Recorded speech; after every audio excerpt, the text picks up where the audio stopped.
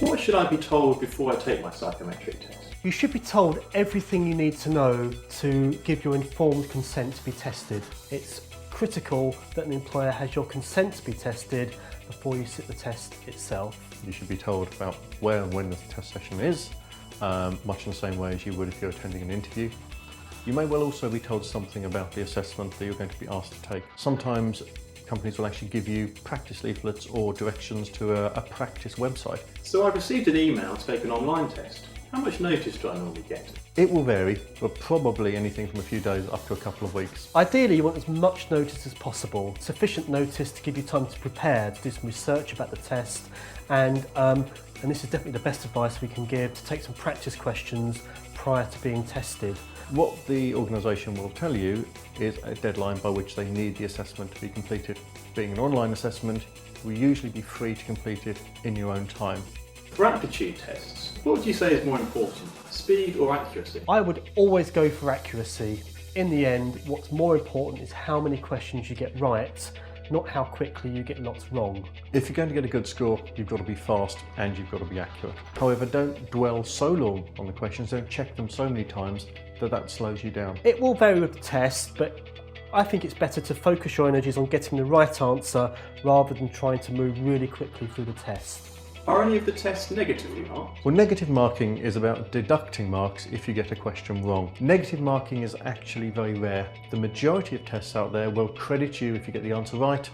They won't penalise you if you get the answer wrong. It's unusual for modern tests to be negatively marked. Most tests are interested in how many answers you can get right rather than penalising you for wrong answers. What happens if I have a disability, for example dyslexia? The first thing is to make sure that the organisation knows about that. Hopefully when they invite you to the test session, they will ask all of the respondents to say, if you have any special requirements, please do get in touch with us. If you do have a condition or dyslexia or so forth, it doesn't necessarily mean that you'll be given extra time. Some tests already have that adjustment built in. If the adjustment is already built in that way, then what the employer will do is interpret your score differently. They will interpret it in the light of your condition or your disability. For numerical tests, do I have to be good at mental arithmetic? Well, it certainly helps if you're going to do well. Increasingly, these types of tests allow you to use calculators, though not all of them do. However, sometimes you come across a fairly simple question, and it may actually be quicker to do it in your head than to dive for the calculator. Some tests you take maybe at the employer during an assessment centre may require you to use mental arithmetic. Typically that will be for jobs which do benefit from having good mental arithmetic skills, such as bar work, for example. For my online test, how will they know I haven't got my friends ahead?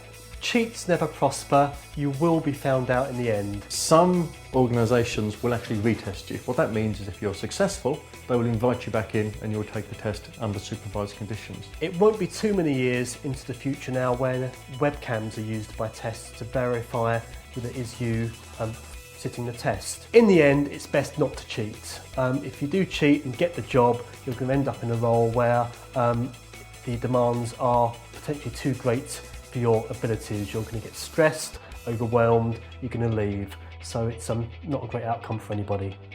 Can I find out how well I did in my online test? You certainly should. A number of organisations will offer you feedback as a matter of course. If they don't, ask. It's always valuable, always helpful to know how we've done. Feedback on your test results is really valuable and you should get it if you can. What's very important is the employer is very clear up front whether or not feedback will be available. Under the Data Protection Act, they are obliged to supply you with results, but don't necessarily expect to be able to get your answers to individual scores because releasing that information will invalidate the test for further users.